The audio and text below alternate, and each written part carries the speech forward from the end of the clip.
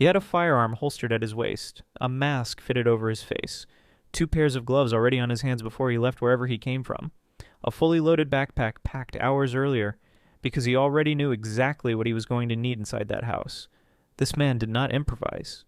He planned. Every object on his body was a decision made long before he pulled into that neighborhood, and then he got to the front door and grabbed a bush. Not a tool, not a device from that carefully packed bag, a decorative shrub sitting in a planter beside the entrance. He held a plant in front of a security camera like a man who had prepared for absolutely everything. Except that one thing. That single moment, 4 seconds of visible hesitation that caught on doorbell footage, is not a blooper. It is not just an awkward clip that spread across true crime forums and documentary comment sections overnight. It is the most important piece of evidence in this entire case. Because it tells us, precisely, surgically, without any room for debate, exactly what the person who built this man's briefing knew about this house, and exactly what they did not. Jim Clemente is a retired FBI supervisory special agent who spent his career working abduction cases. He analyzed this footage and said this. Especially a home like this, set back from the road and having a good perimeter around it. So that means that to invade that privacy and security, that's the highest risk for an offender. So this is a very high-risk crime on a low-risk victim, which means that the motivation must have been greater than the risk that was taken by this offender. And so motivations are typically money. If that's the case, then it's a kidnapping. If they ask for a ransom, then that would qualify as a kidnapping. Otherwise, it would be an abduction. And other motives could be revenge, some kind of personal ideology, or for sex crimes. And yes, even in cases of a victim of this age, there are people who commit sex crimes. So we don't know what the motive is, but we do know that it was very, very high in motivation because they overcame such a high risk. The next thing is the fact that they removed her from the home. And typically that only happens when the offender has some known connection to that home or to the victim or both. And that could be because he or they worked at the home, doing some repairs, caring for the garden, the pool, whatever it is. But some connection that would give them the information that she lived there alone and that she was vulnerable. An 84-year-old woman is still missing. Her daughter steps in front of a camera on national television every single morning and holds herself together for millions of Americans watching from their living rooms. And somewhere out there, someone is sitting on information that could change everything. This is not a cold case. This is not a mystery without direction. This is a true crime documentary investigation. And the evidence has been talking since February 1st. It is time to listen to what it is actually saying. To understand why that doorbell footage matters as much as it does, you have to walk the timeline from the moment Nancy Guthrie came home to the moment her world went silent. January 31st. A Saturday evening in Tucson, Arizona, Nancy, 84 years old, returns home from dinner with family. The garage door closes behind her at 9:50 in the evening. That is the last confirmed moment anyone outside that house sees her moving through her normal life. The night settles, and for the next several hours, nothing unusual registers on any device connected to that property. Then comes 1:47 in the morning. The doorbell camera at the front of Nancy Guthrie's home goes dark. Not a power outage, not a glitch. The device is physically removed from its mounting, and before it goes dark, it captures him. The masked figure, the firearm, the backpack, the gloves, the bush. 4 seconds of a prepared man encountering the one thing he was not prepared for. 25 minutes pass. At 2:12 in the morning, the motion detection system registers activity nearby. No video records because the doorbell is already gone from the wall. But something, or someone, is still moving in that space. At 2:28 in the morning, Nancy Guthrie's pacemaker makes its final sync with her iPhone. That device, which had been quietly logging her heart's activity every day of her life, goes completely silent. No more signal, no more data, just absence. The kind of absence that in a true crime investigation speaks louder than almost anything else. 8 minutes later, at 2:36 in the morning, a ring camera on a back road approximately 2.5 miles from Nancy's home captures a vehicle leaving the neighborhood at speed. Not idling, not turning around. Leaving fast. 41 minutes. That is the total window between the doorbell going dark and the pacemaker going silent. 41 minutes of someone moving through that house with enough knowledge of the layout to do everything they came to do. In complete darkness, without confusion, without wasted movement, without getting turned around once. The family discovered Nancy missing at 11:56 the following morning. 7 minutes later, someone called 911. What investigators found told them immediately this was not a medical emergency and not a confused elderly woman who wandered away from home. There was blood on the porch near the entrance, an open safe inside, interior cameras, more than one, that it had not simply been disabled or covered, they had been physically smashed. Then the recording hardware itself, the physical storage devices those cameras fed into, had been removed entirely, taken, placed into a backpack that arrived at that house full of equipment and left heavier. This is the detail that separates a reactive crime from a planned one. A reactive offender panics when they find a camera. They cover it, unplug it, smash it, and leave. A planned offender already knows the cameras are there. They go directly to each unit, destroy it, and then remove the hardware. Because they understand that shattered equipment left on the floor can still be sent to a forensic lab and read for residual data. These are not the decisions of someone who figured it out as they went. These are the decisions of someone who is told exactly where to go and what to take before they ever walk through the door. No forced entry on the primary access point. No broken frame. No shattered lock. He walked into that house through a door that opened for him, one he either had access to, knew was available, or that Nancy herself opened. Every one of those explanations requires the same thing: prior knowledge of how to enter a specific private residence, the kind that comes from having been inside it. The timeline does not lie. Nancy Guthrie was chosen, studied, and targeted with a level of precision that required information no stranger could have assembled from the outside. Someone who knew that house was part of this. The timeline tells us when. The footage tells us where the plan broke down. And the gap tells investigators exactly where to look. The footage exists. This is not a case built on witness, memory, or a composite sketch.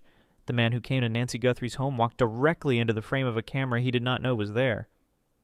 And that camera recorded him in enough detail for the FBI's Video Forensic Analysis Unit to do something most true crime cases never get the opportunity to do. They measured him. The same specialized team that conducted frame-by-frame forensic reconstruction in the Brian Kohberger case in Idaho applied that same methodology here. Using the actual physical measurements of Nancy Guthrie's door frame, front steps, and surrounding landscaping as fixed reference points, they placed the suspect at 5 feet 9 to 5 feet 10 inches tall, average build. This is not a guess. This is the product of a precision measurement workflow conducted by one of the most capable forensic video units in American law enforcement. He is a white male, 5'9 to 5'10", average build, dark clothing, a mask covering the lower portion of his face. But above that, mask. His eyebrows are fully visible, and below it, partially visible, is a dark mustache. Retired FBI Special Agent Jennifer Coffin-Daffer has described those physical identifiers as the single most actionable lead in this case right now. Not the backpack, not the vehicle, the eyebrows, and the mustache. Because those belong to a face. And faces are remembered by people who have seen them. Retired Special Agent Jason Pack told CBS News that investigators are asking the public to watch not just what this man is wearing, but how he moves, his gait, his posture, the specific way he carries his body through space. Every person develops a movement signature over a lifetime. It is as individual as a fingerprint, and it is recorded in that footage. Someone who knows this man will recognize it the moment they see it. Then there are the details that go further. Former FBI agent Jim Clemente, speaking to Fox News and Newsweek, identified something specific in the moment the suspect reached sideways to grab the plant from the planter. When that arm extended outward and the glove rode up at the wrist, a marking became visible on the underside of his right wrist. Clemente's assessment was direct. A tattoo on the underside of the right wrist. That marking will help investigators rule people in and rule people out. and it will help the public in a way a general description cannot. That detail is specific enough to narrow a field of thousands to a handful. Then there is the ring. Analysts reviewing the footage noted an outline visible beneath one of the gloves, on what appears to be the pinky finger, a ring worn beneath a glove, worn so automatically, so habitually, that a man who remembered to bring a firearm, a mask, a packed equipment bag, and 2 layers of gloves forgot to take off his ring before he left. People close to this man will know that ring. They have seen it on his hand at a dinner table, at a job site, in a photograph. The backpack, the black 25-liter Ozark Trail hiker model, is a design manufactured exclusively for Walmart's retail channel. Investigators initially focused on Walmart purchase records and store surveillance. But Sheriff Chris Nanos recently expanded that picture publicly, acknowledging that the backpack could have been purchased secondhand through platforms like eBay or through private resale. The lead is still active, the net is wider, and digital marketplaces retain transaction records even when buyers assume no one is looking. The firearm holstered at his waist is a handgun, never drawn, never raised. That is a deliberate choice. You do not bring a holstered firearm to an elderly woman's home at 1:47 in the morning because you plan to fire it. You bring it because you want her to understand immediately, completely, and without negotiation that she has no options. It is a psychological instrument, selected for this specific encounter before he ever left wherever he staged this operation from. And then, the detail that most people watching that footage walk right past.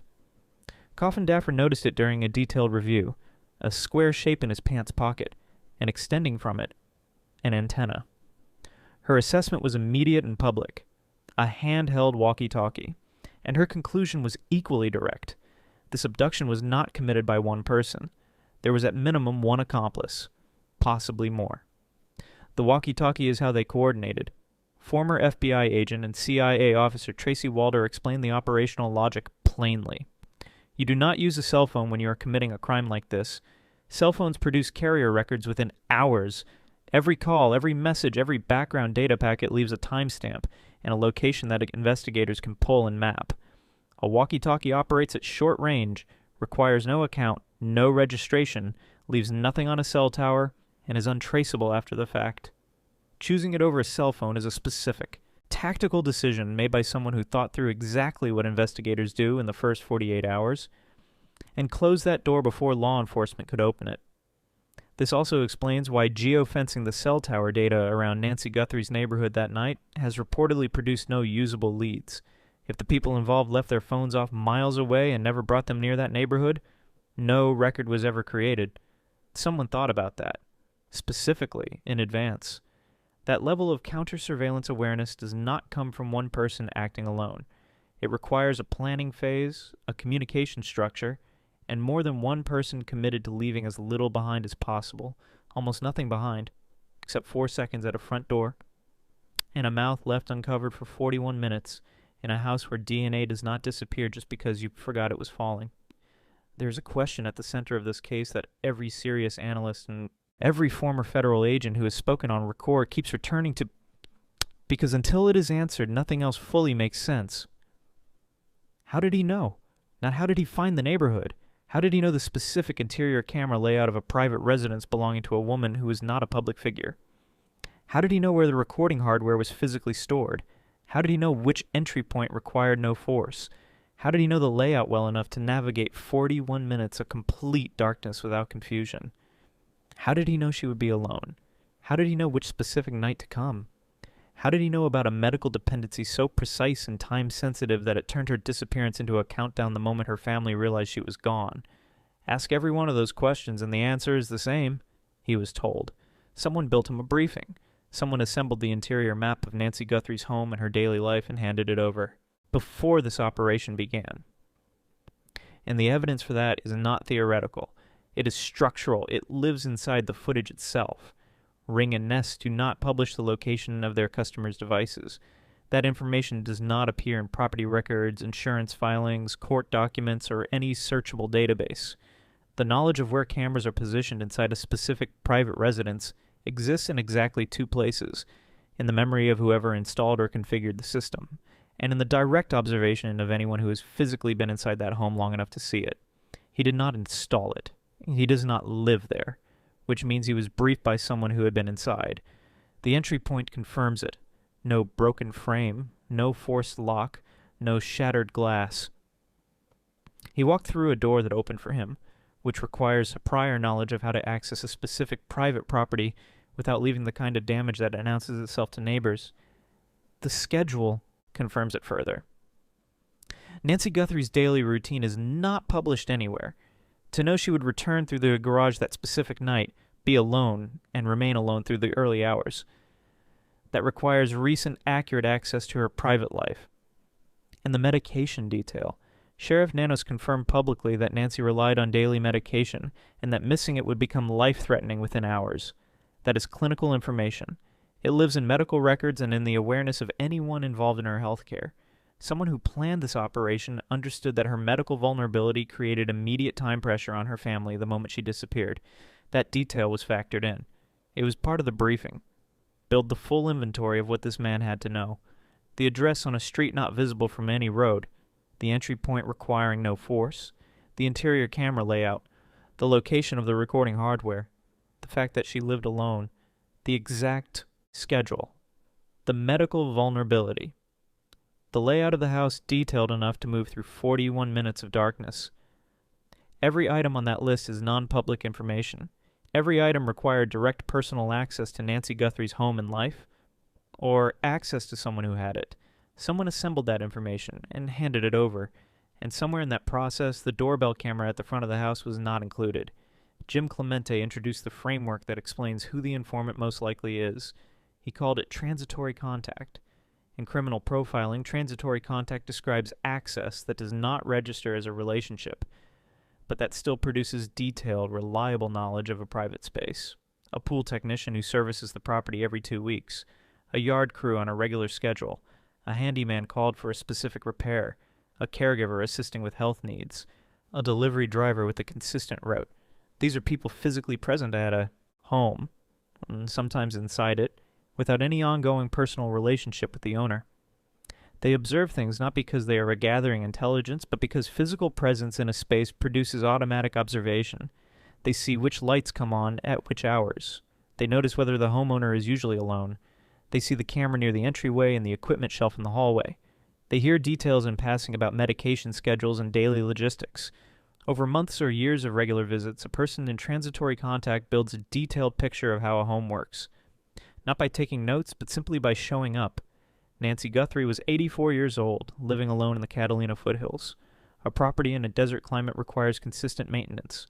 The pool, the yard, the HVAC systems critical in Arizona summers, prescription management, and medical appointments. She did not manage all of that without help, and every person who came to provide that help had eyes and ears on a home whose owner may not have thought of as being observed, but it was. Retired Detective Tom Martineau said publicly the person who took Nancy had almost certainly crossed paths with her before, specifically pointing to a gardener or delivery person. Former NYPD Detective James Stanton described it in 4 words. Someone tangential to this woman's life. Present enough to know. Peripheral enough not to be the first name anyone thinks of. That profile fits precisely with someone who could have provided accurate knowledge of the interior layout while having a complete blind spot at the front door, because their access was always through a different entrance. The pool technician at the back gate, the yard crew at the side, the contractor through the garage. Each of those people carries a partial map of the property, accurate within the scope of their access, incomplete everywhere else. And the place where their map runs out is the front door. Former FBI Special Agent Greg Rogers spoke on the record to Parade magazine. He said it is highly likely that someone connected to Nancy Guthrie's home maintenance, health care, or yard and pool care was directly involved in this crime. He said one of those individuals could have been hired to provide information about the security system and her schedule. Hired. That word implies a deliberate transaction. Someone needed a map of this woman's world. And according to a former FBI special agent speaking publicly on record, they paid for it. Everything the informant knew, he knew. Everything the informant did not know, he did not know. The doorbell footage is a negative image of the person who equipped the man who took her, a precise silhouette of the informant's knowledge, defined exactly by its one absence. And that silhouette is being developed into a person. He wore a mask. He wore gloves. He removed the hardware. He smashed the cameras. He made deliberate choices at every stage to reduce his forensic footprint inside a space he knew would be processed in detail. But he did not cover his mouth. For 41 minutes inside Nancy Guthrie's home, this man breathed without any covering over his mouth. Every exhaled breath carries biological material, shed skin cells, microscopic particles that settle onto surfaces silently and permanently. His eyes were exposed above the mask the entire time. His eyebrows, his eyelashes, hair follicles shed constantly and involuntarily. A person moving through a space for 41 minutes in the dark, navigating furniture, reaching across surfaces, is leaving biological material throughout that space whether they are aware of it or not. Jim Clemente addressed this directly. 41 minutes is a very long time for a targeted abduction operation. It elevated the risk significantly, and the Pima County Sheriff's Department has confirmed that DNA was collected from inside Nancy Guthrie's home that does not belong to Nancy, and does not match anyone in regular close contact with her. That DNA is now in a pipeline that has broken cases law enforcement believed would never be solved. Investigative genetic genealogy does not require the suspect's profile to already exist in a law enforcement database. It does not depend on a prior arrest or conviction. Instead, it searches consumer genealogy platforms, databases like GED Match and Family Tree DNA, where millions of Americans have voluntarily uploaded their profiles to find relatives and trace family histories. The process takes an unknown DNA profile, identifies genetic relatives through shared markers, builds a family tree outward, and narrows it systematically, cross-referencing age, geography, and physical description, until it converges on a specific living individual. This is the methodology that identified the Golden State Killer. Joseph James DeAngelo evaded law enforcement for more than 4 decades. He had never uploaded his own DNA to any database. Investigative genetic genealogy found him anyway, through the uploaded profiles of distant relatives who had no idea their data would one day point investigators to a serial offender. DeAngelo was arrested in 2018 at age 72 and pleaded guilty to 13 counts of first-degree homicide. If the DNA from Nancy Guthrie's home is of sufficient quality for that pipeline, and Jennifer Coffindaffer has said publicly she believes it could genuinely break this case, then the mask and the gloves and every other careful choice this man made to protect his identity becomes significantly less relevant, because genealogy does not need his profile. It needs his family. And his family is already in the database. But DNA is not the only trail he left. The vehicle captured on the Ring camera at 2:36 in the morning, leaving a back road 2.5 miles from Nancy's home at speed, 8 minutes after her pacemaker went silent, is being actively traced. Every vehicle that passed that road during that window is being cross-referenced against neighborhood access patterns, registration records, and connections to anyone in Nancy's service orbit. The backpack is still a live lead. Someone purchased that specific Ozark Trail model within a traceable window before February 1st. Whether through a Walmart register, an online resale platform, or a private transaction, that purchase exists in a record somewhere. The net has expanded beyond retail, but investigators are still pulling that thread. The physical identifiers remain the most immediate path to a name. The eyebrows above the mask, the dark mustache below it, the tattoo on the underside of the right wrist, the ring on the pinky finger worn so habitually that a man who planned every other detail of this operation forgot to take it off. The gait and posture recorded in that footage that Jason Pack told CBS News investigators are specifically asking the public to study. Coffindaffer said it plainly. She firmly believes that one person, if not many, already knows who that man is. Someone watching that footage has seen those eyebrows before. Someone has seen that wrist tattoo. Someone knows a man who wears a ring on that finger so automatically he did not think to remove it before committing a serious crime. Someone noticed a person in their life behaving differently around the 1st of February. Quieter, more distant, more careful. The reward remains available. $1 million from the family. $100,000 from federal law enforcement. Tips are anonymous. The reward can be paid in cash. Former FBI Special Agent Greg Rogers said the best chance of resolution in cases like this comes when one person involved decides the weight of what they know has become heavier than whatever kept them quiet. When someone looks at the national coverage, the investigative resources, the DNA pipeline, the forensic reconstruction, and makes a different calculation than the one they made on the night of January 31st, There are 3 points in this operation: the man on the porch, the person in the vehicle coordinating by radio, and the person who assembled the briefing before any of it began. Any one of those 3 people is a potential break in this case.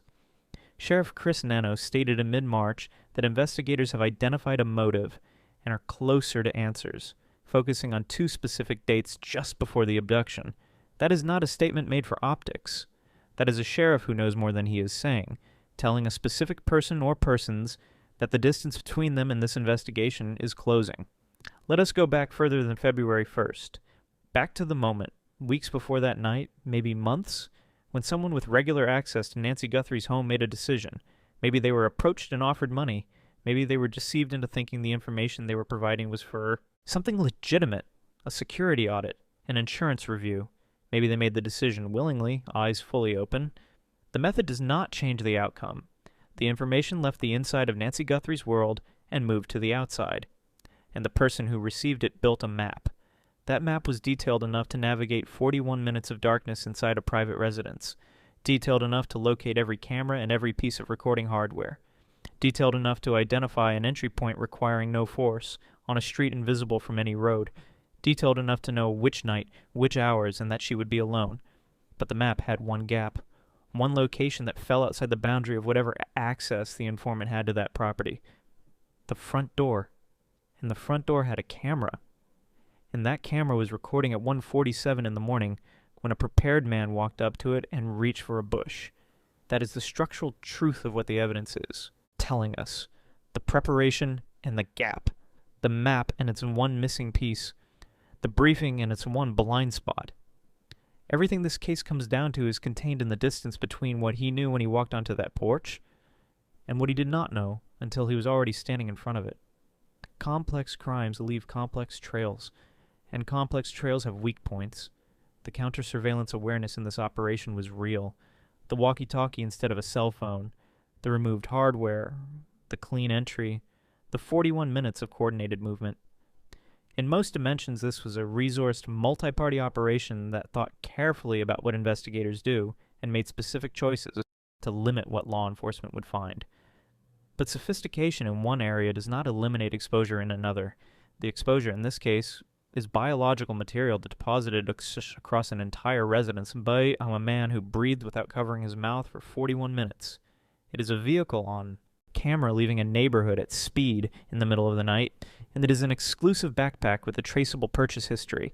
It is a wrist tattoo, a pinky ring, a recorded gait, a walkie-talkie that tells investigators there was a second person. And a second person means a second point of exposure in a conspiracy that gets more fragile with every person it requires to hold together. And it is the informant, the person who built the map, whose knowledge is precisely mirrored in what the suspect knew, and whose blind spot is precisely mirrored in what the suspect did not know. That person exists. They have a name. They have a face. They have a history of showing up at Nancy Guthrie's home in some capacity that gave them access to the details that ended up in an operational briefing. Investigators know the category. Greg Rogers named it on the record. Home maintenance, health care, yard and pool care, someone tangential to that woman's life, present enough to know. Peripheral, enough to seem at first glance like no one worth looking at. The investigation is past first glances. It is in the surgical phase, working the leads that survive the filter with the full weight of a task force embedded at the FBI field office in Tucson and the analytical resources of the FBI Phoenix Division. The investigative genetic genealogy pipeline does not pause while decisions are being made. It runs. It has found people before. It will find people again. And when it produces a name in this case, every connection in that name has to every other person involved becomes part of the active record on the same day. The tip line is open right now. 1-800-CALL-FBI. In Tucson, the direct line is 5203-514-900. Anonymous. Available today. $1 million from the family. $100,000 from federal law enforcement. Cash. Anonymous. Nancy Guthrie is 84 years old. She relies on daily medication. She has daughters who have not slept through a full night since February 1st. She has a life she was living on the evening of January 31st when she came home through the garage from dinner with her family and the door closed behind her, and none of what came next was supposed to happen to her. She deserves to come home. The next video in this true crime documentary series breaks down the ransom communications. what the FBI actually knows about the notes that surfaced after Nancy disappeared, what the absence of proof of life reveals about the mind that planned this, and what those communications tell investigators that has not yet been fully examined in public coverage of this case. If this investigation matters to you, share this. The person who recognizes something in that footage may not be looking for it. They may need it to find them. Every share is the possibility that this reaches the one person who knows something, and that one person, making a different calculation today than they made on the night of January 31st, is how Nancy Guthrie comes home.